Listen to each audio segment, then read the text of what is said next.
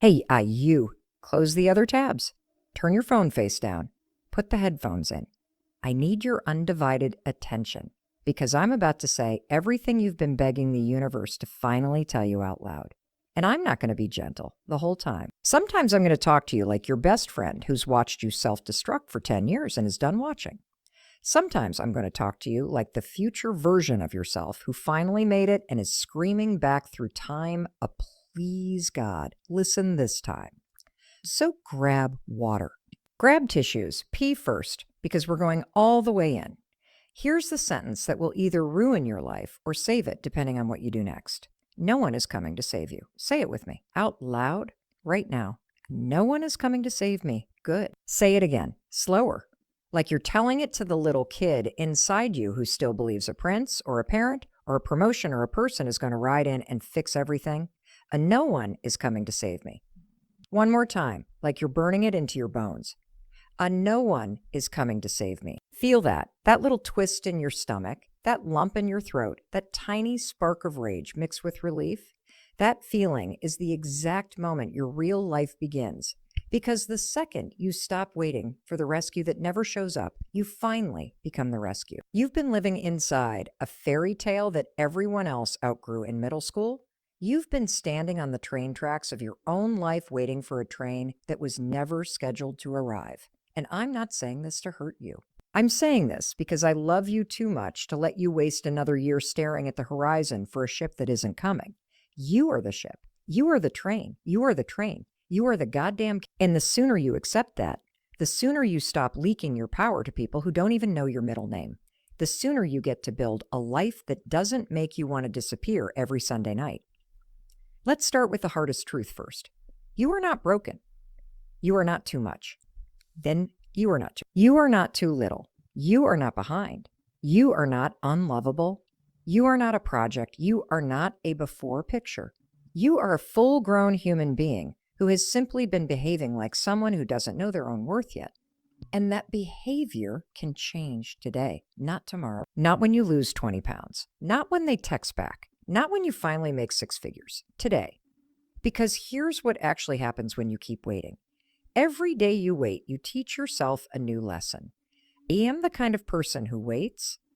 Every day you postpone the workout, you reinforce, I am the kind of person who says one thing and does another. Every day you stay in the relationship that makes you feel small, you whisper to your soul, I am the kind of person who settles. Every day you hit snooze on the dream, you vote, I am the kind of person whose dreams are just cute stories I tell myself to fall asleep.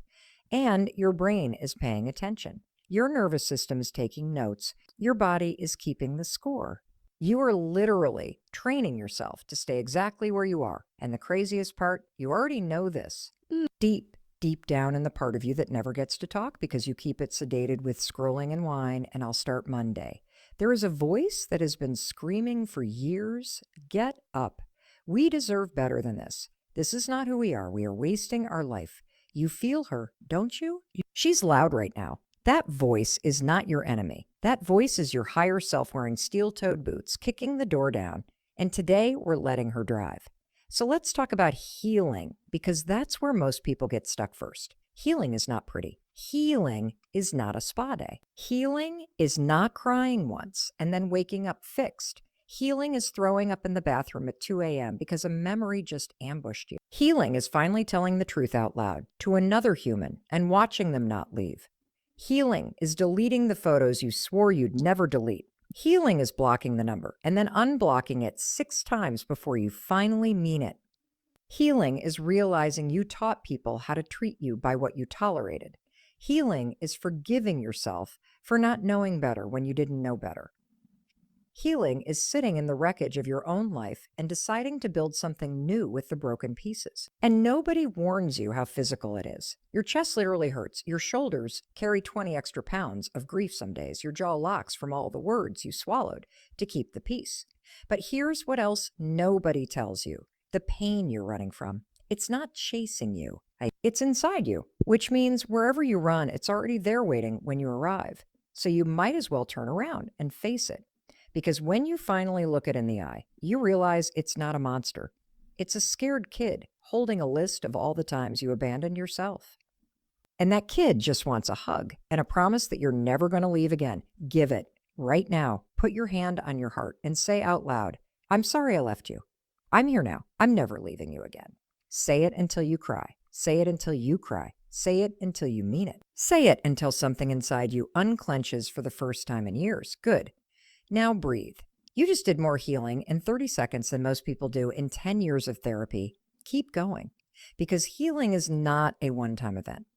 It's a daily choice to stop betraying yourself. It's choosing to feel the feelings instead of numbing them. It's choosing to tell the truth instead of performing. It's choosing to rest instead of hustling for worthiness. It's choosing to leave instead of begging to be chosen. And yes, some days you're going to fuck it up. Some days you're going to eat the feelings, drink the feelings, scroll the feelings, text the ex who ruined your life. That doesn't mean you failed at healing. It means you're human. The only way you fail at healing is if you use the slip up as proof that you're trash and you quit. Don't quit. Get up the next day and choose yourself again. That's how you heal. One messy, imperfect, I'm trying again today at a time. Now let's talk about growth, because healing and growth are two different things and most people confuse them. Healing is cleaning out the closet. Growth is deciding what clothes you're going to wear from now on. Healing is letting go of the past. Growth is building a future that doesn't look like it. Healing is I'm no longer controlled by what happened to me. Growth is a here's who I'm becoming because of it. And growth is boring. I'm sorry, it just is. Growth is going to bed at the same time every night when Netflix is calling. Growth is drinking the water when everyone else is pouring another round. Growth is opening the journal when you'd rather open Instagram. Growth is sending the follow-up email when you're terrified of rejection. Growth is having the boundary conversation that makes your legs shake. Growth is doing the 10-minute workout when you promised yourself you would, even though nobody's watching. Growth looks like nothing is happening until one day you look back and everything is different. You ever see those time-lapse videos of flowers opening? For 99% of the video, it looks like nothing is moving. Then in the last 5 seconds, boom, full bloom. That's your life. You're in the part where it looks like nothing is happening. Keep going, because the compound effect is real. Every time you keep a promise to yourself, you deposit trust in your own bank account. Every time you break a promise to yourself, you make a withdrawal. Most people are emotionally overdrawn because they've been writing bad checks to themselves for years. I'll start tomorrow. I deserve this binge. Just one more episode. He didn't mean it. She'll change. I'll do it when I feel better. Stop writing bad checks. Start making tiny deposits every single day. 5 minutes of movement. 1 page of reading. 1 honest text. 1 glass of water first thing. 1 deep breath before reacting. Tiny, boring, unpostable, life-changing. Because here's the secret nobody wants to admit. You don't need more motivation. You need more follow-through. Motivation is a feeling. Follow-through is a skill. And skills are built through repetition. You want to feel motivated? Do the thing anyway. When you feel like garbage, do it again tomorrow when you still feel like garbage. By day 4, you won't feel like garbage anymore. That's not motivation showing up. That's momentum. That's momentum. And momentum is the closest thing to magic this life offers. You take 1 step, the universe takes 10 toward you, but you have to take the first one every single time. Now let's talk about self-respect, because this is the part where most people lose the plot. Self-respect is not a feeling you wake up with one day. Self-respect is a muscle you build by doing hard things that nobody applauds. Self-respect is saying no when you're terrified of being disliked. Self-respect is leaving the party early because you have therapy at 8 a.m. and you're then treating yourself like an afterthought. Self-respect is blocking the ex who keeps breadcrumbing you, even though your body physically aches to hear from them. Self-respect is charging what you're worth instead of undercutting yourself to be a nice. Self-respect is eating the meal you planned instead of stress eating because someone was rude to you. Self-respect is going to the gym when you feel fat because you refuse to punish yourself for existing. Self-respect is keeping the promises you make when nobody's watching. And the craziest part, when you start respecting yourself, the world starts respecting you too. Not because people suddenly become better, but because you stop auditioning for roles you were never meant to play. You stop begging. You stop explaining. You stop shrinking. You stop performing. You just start taking up the space you were always meant to take up. And some people will hate it. Good. Let them. The people who are threatened by your boundaries were always profiting from your lack of them. The people who call you a different or cold or a selfish are the same people who loved when you were on call 24/7 to fix their lives while yours burned. Wish them well and keep walking. Because self-respect is contagious. When you start choosing yourself, the right people find you. The ones who don't make you audition, the ones who match your effort, the ones who celebrate your no instead of guilting you for it. Those are your people. Everyone else was just renting space in your life until you raised the rent. Now let's talk about boundaries, because this is where most nice people lose their damn minds. Boundaries are not mean. Boundaries are not walls. Boundaries are not punishment. Boundaries are love letters to your future self. Every boundary you set is you saying, I love us too much to keep living like this.